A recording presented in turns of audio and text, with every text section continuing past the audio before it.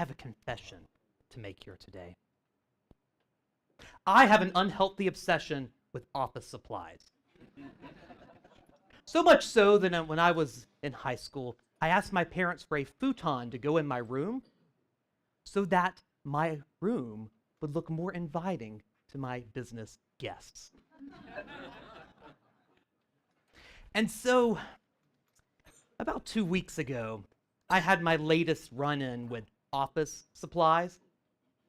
You see, my least favorite piece of equipment in the office is the paper shredder. Who here hates the paper shredder? It's second to being the most hated office product. The printer is the first most hated. Am I right? Well, the story goes like this. I was working late one night, trying to shred all of that junk mail that I get on paper. I don't know why people send you that. I prefer spam. But as I was shredding all of these documents, the unthinkable happened. I managed to topple my 32-ounce container of fresh, crisp water right onto my MacBook Pro. So I leapt into action. I flipped it over, I shook the water out, I pulled the cables out of it, I turned it off. And then I started to panic. What if I lost everything? So I did what any responsible Mac owner does at 8:45 on a Thursday night. I get in my car and I drive to the Apple store. I come in the door holding my laptop, lid open, upside down, and I find the first person I meet. He's wearing one of those Apple t-shirts and jeans that are too tight. And I walk up to him and I tell him my plight. And he says, "Oh, I'm sorry, we're not taking any more appointments today." I said, No, you don't understand. I don't need an appointment. I need to see someone.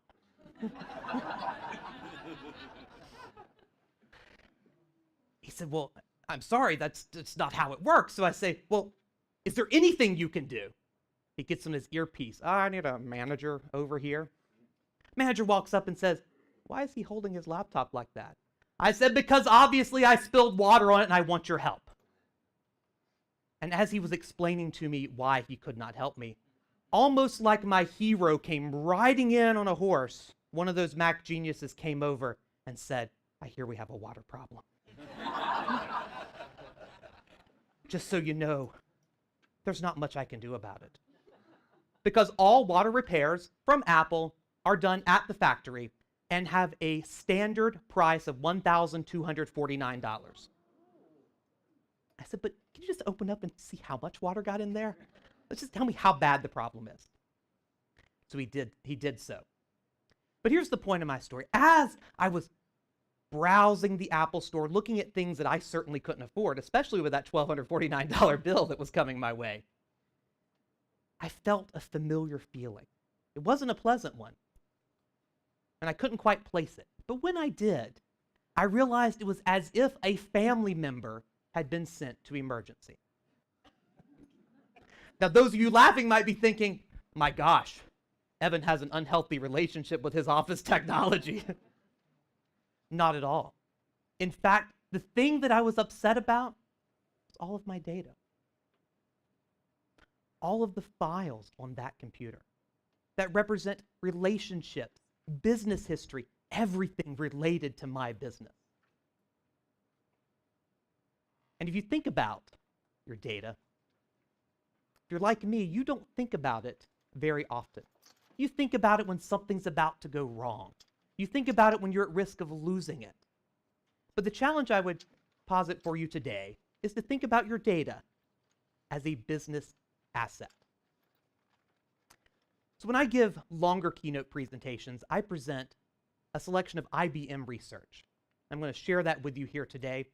76% of consumers expect organizations to understand their individual needs, understand them as people. What is the relationship we have with our customers? Second, 81% of consumers demand improved response time. They want it faster. They want it better. They want it more correct the first time. And what is the responsiveness we have to our customers? And finally, this is my favorite, 68% of consumers expect organizations to harmonize their customer experience. All the departments are playing off the same sheet of music. Anyone here work for a company where it doesn't seem like everyone's playing off the same sheet of music?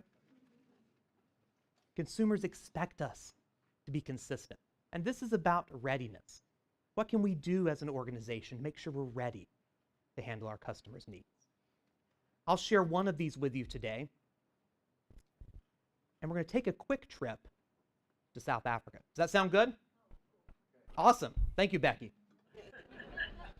Amen. We're going to talk about Santam Insurance. Santam is a car insurance company, and they faced a classic dilemma. Their customers were telling them they were not paying claims quickly enough. But in South Africa, 22% of premiums that people pay can be attributed to fraudulent claim payouts. So we're all smart business people in the room, and if you're not, I'll welcome you into the group as well. What we're going to do is we're going to analyze this situation. If I need to pay claims more quickly, what does that mean?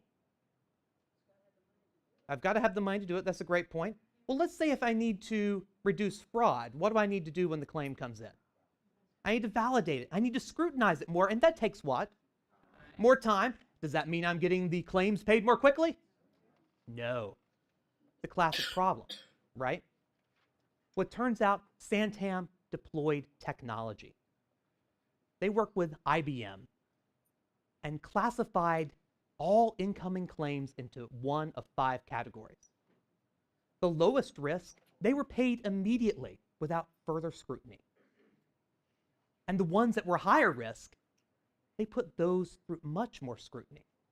And along the way, they optimized what their employees were working on directly versus what things were automated. Now here's the kicker. After putting this program together, they reduced claims processing time by 90%. Let me say that again, 90%. And in the first year alone, they reduced fraudulent claim payouts by $2.5 million. Now wait a minute, we just did both, right? So let me ask you a question. Is this a win for the customer? Yes. Is this a win for the employees? Yes. Is this a win for the bottom line of the company? That's what I call the win. Say it with me. Win. 3 wins. 2 are not enough. Take care of your customer, your employee, and the bottom line. So you'll notice something here. All of these words start with R. That's why I call them the 3 R's. It's very original. However, you may also notice that they start with RE. Now, I was a really bad Latin student in college. However, I picked up enough to know that RE literally means again and again. So for you to deploy technology and data to improve your customer experience, to improve your bottom line, to make your employees' jobs easier, you know what you have to do? You have to do things like what Santam did again and again. You can't take a campaign mindset.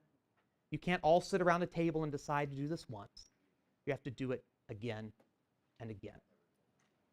And so unlike my MacBook, which by the way is sitting in the back of this room, perfectly okay running our live stream today, which I'm very happy about. I did not have to pay $1,249. Whew, that felt good. But you know, if you take the advice I've given you here today, go back to your company, pick one project, measure the results, learn from that, and then do another, and then do another, and then do another. Literally doing these things again and again, you'll see great success in your business. Thank you very much.